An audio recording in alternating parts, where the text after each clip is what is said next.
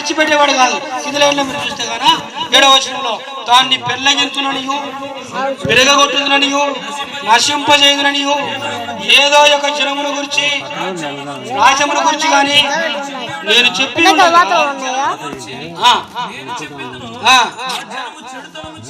జాగ్రత్తగా ఆ జనము చెడుతనము చేయుట మానిన ఎడల నేను వారికి చేయనుద్దేశించిన కీడుని గురించి సంతాపపడను. హల్లెలూయా. నేను చెప్పాను కదా, పిల్లలు కానీ పట్టుకుంటే ఎంతసేపు పట్టుకోలేవు, తన జీవితాన్ని ముగించాల్సిందే. కానీ తల్లిదండ్రులు పిల్లలను పట్టుకుంటే ఎప్పటికీ కూడా వదిలిపెట్టరు. విచిత్రం ఏంటో తెలుసా? తల్లిదండ్రుల చేతుల పిల్లలు ఉండరు.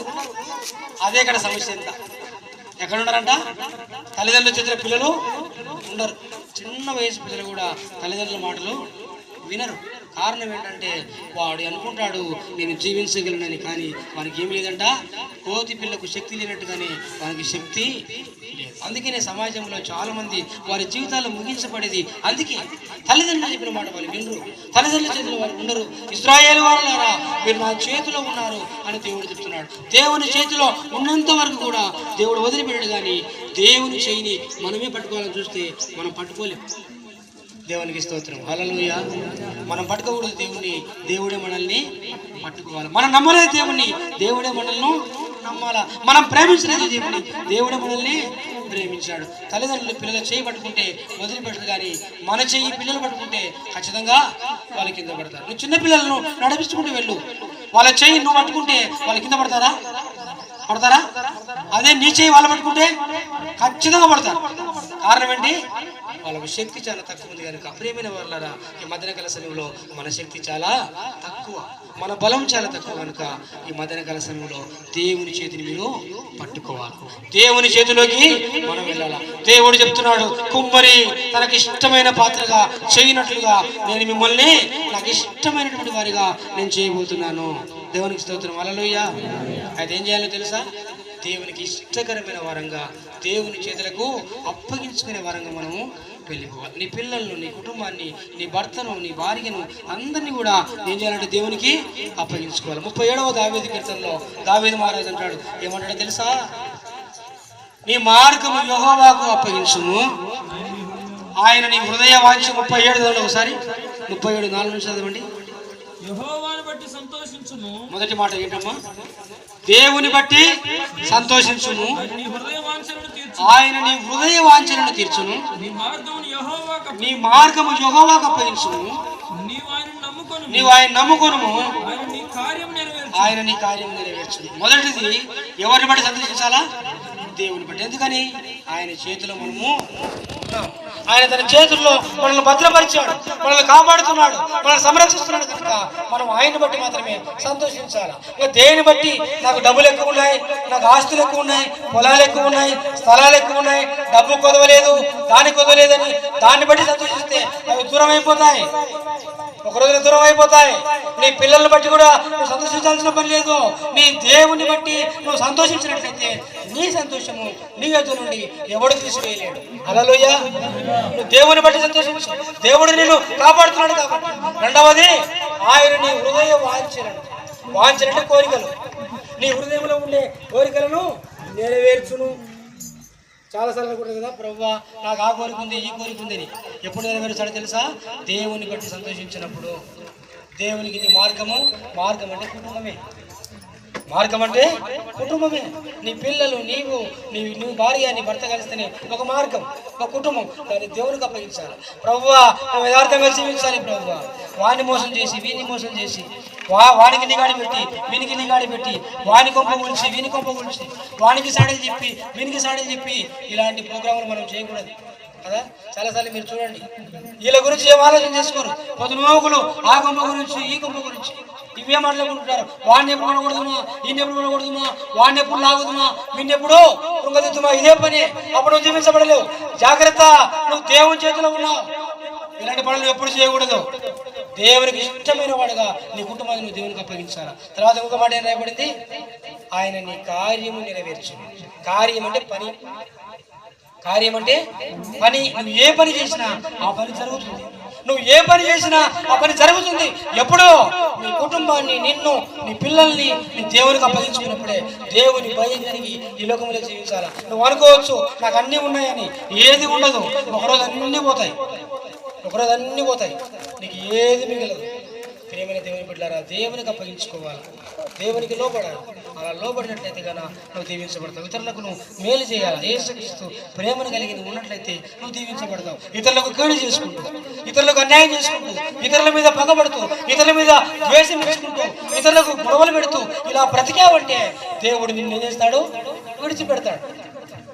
దేవుడు ఏం చేస్తాడో విడిచిపెడతాడు. అందుకని దేవుని చేతిలో ఉన్న నీవు దేవునికి అప్పగించుకొని అలా జీవించకపోతే చాలా కష్టం. ఒక ఉదాహరణ చెప్పి నేను ముగిస్తాను. ఒక 2 పెద్ద డ్రమ్ములలో ఎండ్రకాయలు తెలుసు కదా మీకు, ఎండ్రకాయలు పీతలు అంటాం. ఒక్కొక్క దేశం నుంచి ఒక్కొక్క డ్రమ్ము నిండా పీతలు తీసుకుని రమ్మని చెప్పారు. ఆస్ట్రేలియా దేశంలో అన్ని దేశాల వాళ్ళు ఒక పెద్ద డ్రమ్ము, వాటర్ డ్రమ్ము, అంత పెద్ద డ్రమ్ముకు తీసుకొని వెళ్ళారంట. అన్నింటిని భద్రపరిచి చూస్తూ ఉంటే ఆ అధ్యక్షుడు వస్తున్నాడు. చూద్దాం ఏ దేశంలో ఉన్నటువంటి పీతలు బాగున్నాయో, యాక్టివ్ ఉన్నాయో చూసి వాళ్ళకు రివార్డ్ ఇద్దామని వస్తున్నాడు.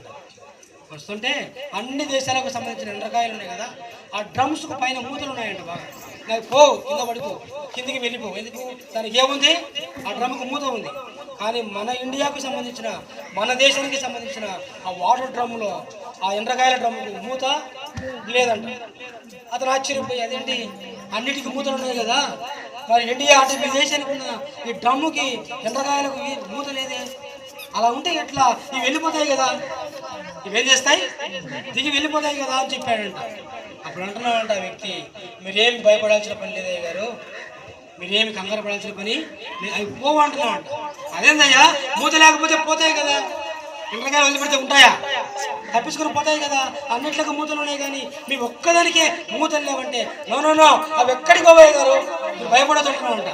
ఎందుకని అని అడిగాడు.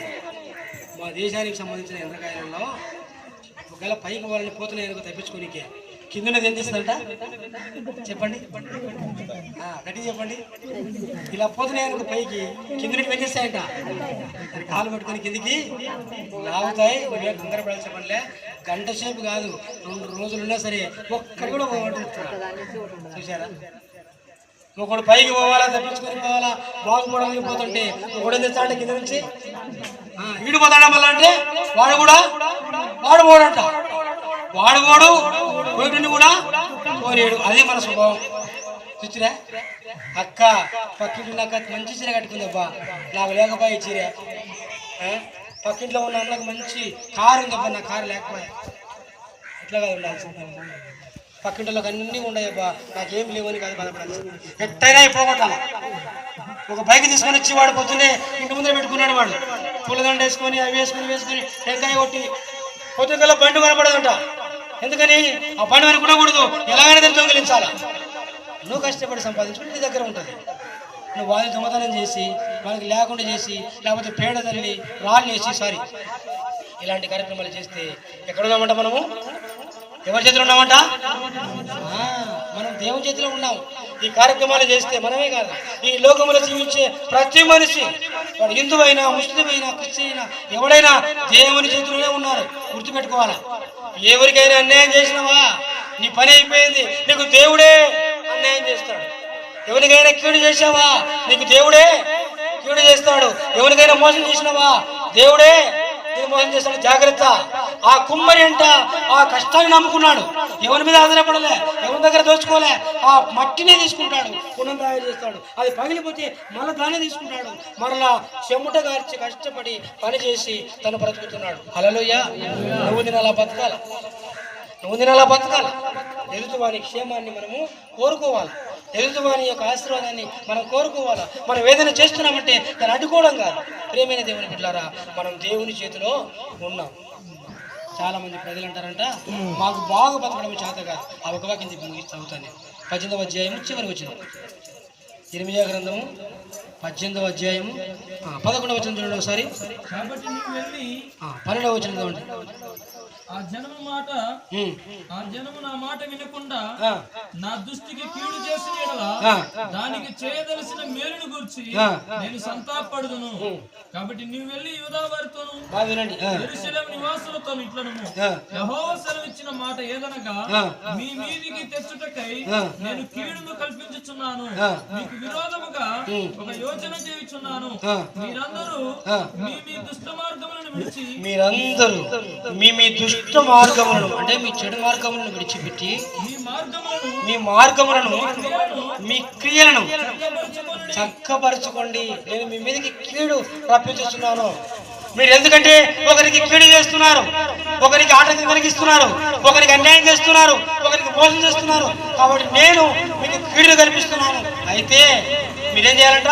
మీ దుష్ట మార్గములను విడిచిపెట్టి మీ క్రియలను చక్కపరచుకోండి అని చెబితే వీళ్ళు ఏమంటున్నారో తెలుసా?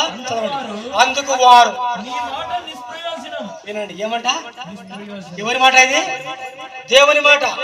దేవుడు మీ క్రియలు చక్కపరచుకోండి, మీ కుటుంబాలను బాగా చూసుకోండి, మీ కుటుంబాలు మంచిగా బతకండి, మిమ్మల్ని ఆశీర్వదిస్తారని దేవుడు చెప్తే వీళ్ళు ఏమంటున్నారో తెలుసా? నీ మాట నిష్ప్రయోజనం. వినండి, మేము మా ఆలోచన చొప్పున నడుచుకుంటాము. మేమందరము మా మూర్ఖ హృదయము చొప్పున. చూసారా? గంటలో చెప్తారు ఎవరన్నా మంచిగా బతకండి అని చెప్తే ఏమంటున్నారు? నీ మాట నిష్ప్రయోజనం, నీ మాటకు ప్రయోజనము లేదు. మా ఇష్టం వచ్చినట్టు మేము మా ఆలోచన చెప్పిన మేము నడుచుకుంటాము. మా మూర్ఖ హృదయం. మూర్ఖుడు నడుచుకుంటారా? మూర్ఖులతో ఎవరు మాట్లాడకూడదు. యేసుప్రభువు చెప్పిన సామెత ఏంటంటే, ఆడ ఎలుగుబంటి ఉంది కదా, తన పిల్లలను పోగొట్టుకొని ఎంత కోపంతో ఉంటుందో దాన్నైనా ఎదుర్కోవచ్చు, కానీ మూర్ఖుని మాత్రము ఎదుర్కోవద్దని చెప్తాడు దేవుడు. అంటే మాట వినని వారితో వాదించకూడదు. మాట వినని వారితో, మాట అర్థం చేసుకునే వాళ్ళతో ఎప్పుడు కూడా ఎదురుపడకూడదు. అంత ప్రమాదం. ప్రియమైన దేవుని బిడ్డలారా, దేవుడు చెప్తున్న మాట, మిమ్మల్ని మీ కుటుంబాలను చక్కపరచుకోండి, నేను మిమ్మల్ని దీవిస్తాను. కళ్ళ నుంచి కళ్ళు మూసుకుందాం, మోకరిద్దాం.